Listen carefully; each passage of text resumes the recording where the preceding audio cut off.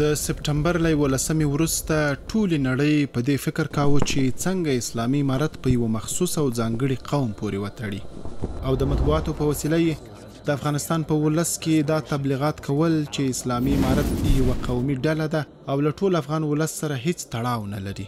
دوی په فلمونو، ډرامو او خبري برنامو کې تل یو مجاهد او د ازادۍ مبارز نړیوالو او داخلي ولسونو ته په یوه داسې جامه او سیمه کې وړاندې کړ چې هغه به د افغانستان یو ځانګړي قوم پورې اړوند و.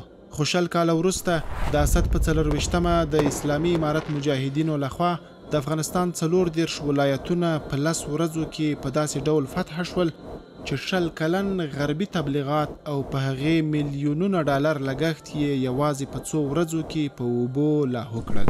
دلته د اسلامي امارت لخوا د افغانستان د فتح آخري ورځو ته یوه لنډه کتنه کوو چې څنګه د افغانستان 34 ولایتونو د فتح سلسله د غربي تبلیغاتو براخیسته.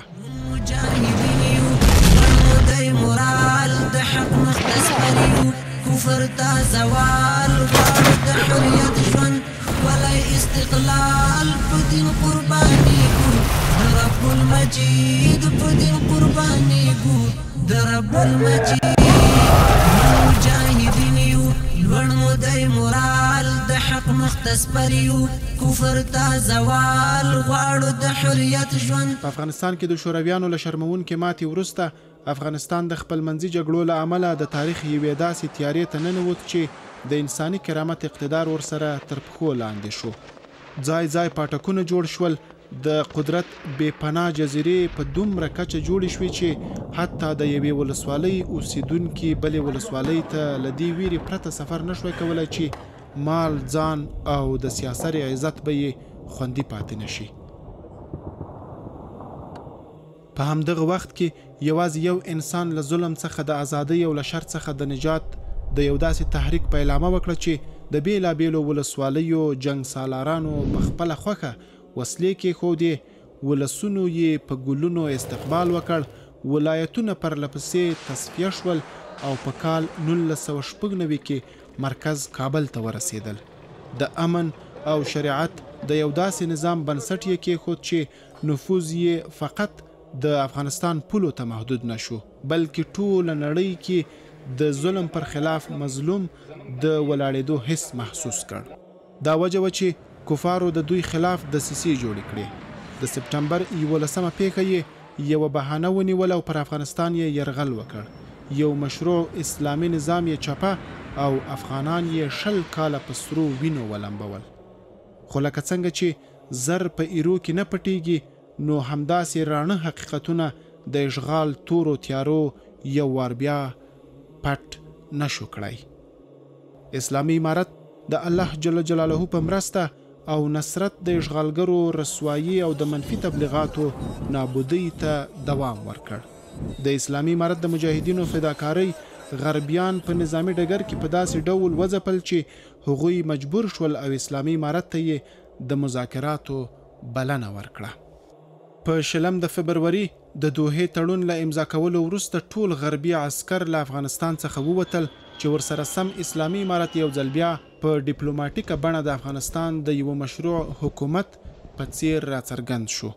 د ولس له ملاتړ څخه برخمن د اسلامي امارت مجاهدینو خپل تعرضات لا زیات کړل او د الله تعالی په نصرت د دې هیواد 34 ولایتونه په داسې ډول فتح شول چې هیڅ چا ګمان نه کاوه.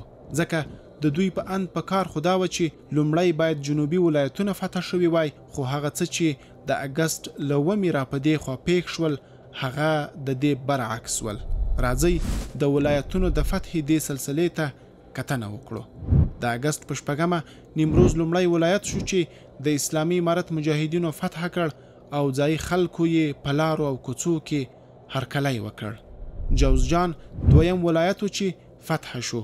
جوزجانیان د اشغال د لومړۍ ورځې راهیسې د امارت د مجاهدینو ترڅنګ ولاړ وو. ورپسې 8 د اګست هغه شیبه و چې په یوه ورځ 3 داسې شمالي ولایتونه کندوز، تخار او سرپل فتح شول. په 9 د اګست سمنګان ولایت فتح شو چې یو مهم شمالي ولایت دی. په 10 د اګست فراه او بغلان ولایتونه فتح شول. په 11 د اګست بدخشان فتح شو او ورپسې د افغانستان نور ولایتونه فتح او اسلامي امارت یو ځل بیا پر افغانستان حاکم شو. دا د دې څرګندونه کوي چې ټول افغان ولس له اسلامي امارت سره د اشغال خلاف ولاړ وو. لویه قرباني یې ورکړه، څو اشغالګر له ماتې سره مخ او دا لویه بریا یې ترلاسه کړه. د افغانستان جغرافیه له بېشمېره تعرضونو او اشغالونو سره مخ شوې ده، خو هر کله چې دلته پردي اشغالګر او تاړاکګر راغلي د وخت په واکمنانو یې ډول ډول تبلیغات کړي، خو افغان ولس یې پر وړاندې لکه د غر داسې درېدلی او له ماتې سره یې مخ کړي دي.